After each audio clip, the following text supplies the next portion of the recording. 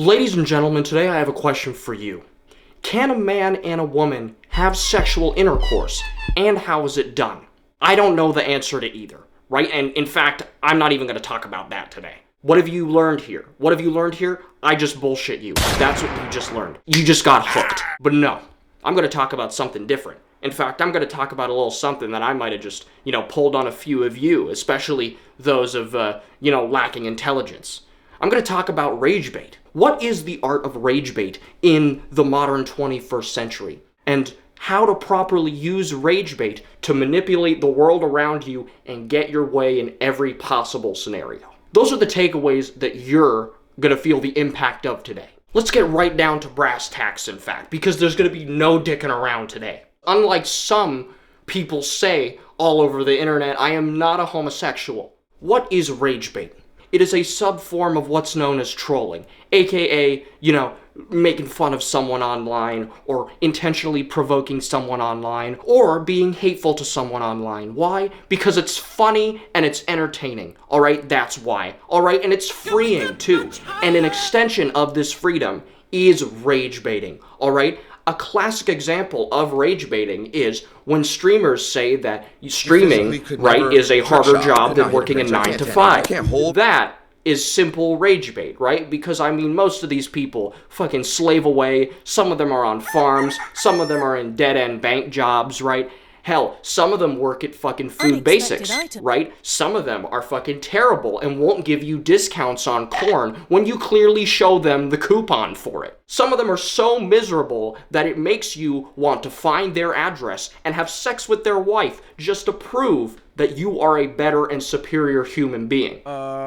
Having sex with someone else's wife behind their back, right, consensually and in cucking this person is essentially rage bait. In fact, it's sexual rage bait. What you have to realize is that rage bait is quite the ethereal term. Rage bait is metaphysical in nature. All something needs to be rage bait is just angering in some way, where you're not serious, but you either put on a facade of seriousness and then proceed to put on a facade of stupidity and then present that to a person who, is really struggling in life just to grind their gears a little more. Why? Because it's funny. And you see, so many people think that rage baiting is easy. So many people think that rage baiting is just, a walk in the park, or it's just simply lowering your IQ, or it's just simply doing more whippets, or it's simply, buying 50 tons of Galaxy gas from Southside Atlanta and doing it all the whippets in one night.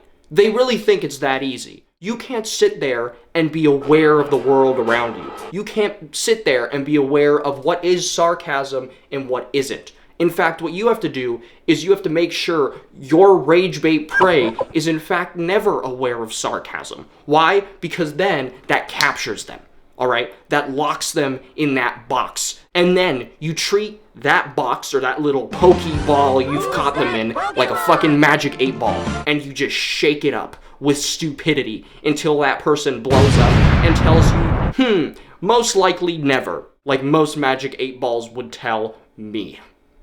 Fuck magic 8-balls. First, what you have to do to be a good rage baiter is you cannot engage in rage bait. You have to effectively disengage. Just think of cool water flowing off your back. Think of just zen, onsen weather. Think of the beautiful mountains in the distance. Wow, domenasai to Jesus. This is beautiful.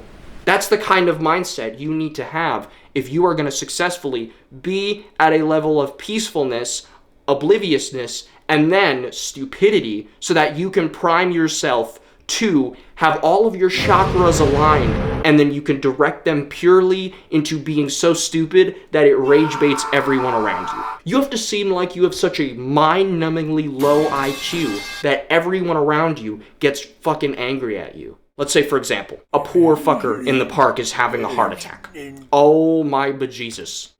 It's doomsday over here, alright? Everyone's losing their shit. Someone says, call 911. What you gotta do is you just gotta sit there, look at them calmly, or worried in fact, and go, what's the number? Huh? That's the stupidest question you could ask. But it's the right question to ask. Because see, The key here is not to worry about this person's safety. I mean, they'll get over it, right? Clearly, they're having a little episode on the ground, all right? But they need to wipe the foam off the face coming out of the mouth, and they'll be okay. So instead, what you have to do is you have to focus on, how can I make this moment a prime rage bait moment? And then the third step of rage baiting involves doubling down, especially in terms of stupid questions and oblivious, ambiguous little sneak jabs, which, someone who can't interpret sarcasm or struggles will just absolutely crumble over. Look at the Republican Party in 2025. I could put a picture of my asshole on Elon Musk Twitter and they will get mad at it.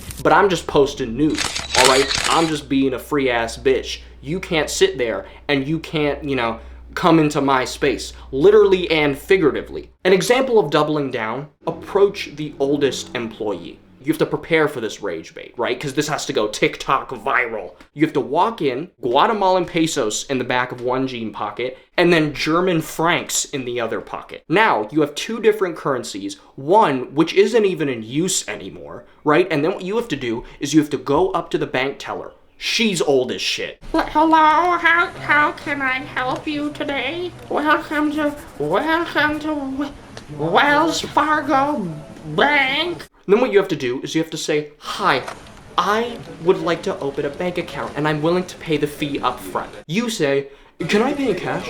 She goes, Yes, of course. And then what you have to do is you have to pull out of one pocket and say, "Sorry, I read somewhere on the website that you guys are accepting any form of currency from any time period." And the paragraph ended there. "So can I pay for this in Guatemalan pesos?" She's gonna say, We only accept US dollars here. I don't know who told you that. "Are you sure I can't pay with something else?" And this is where the catch comes. This is where you double down. You pull out the 50-year-old expired German francs, of which no countries even use anymore.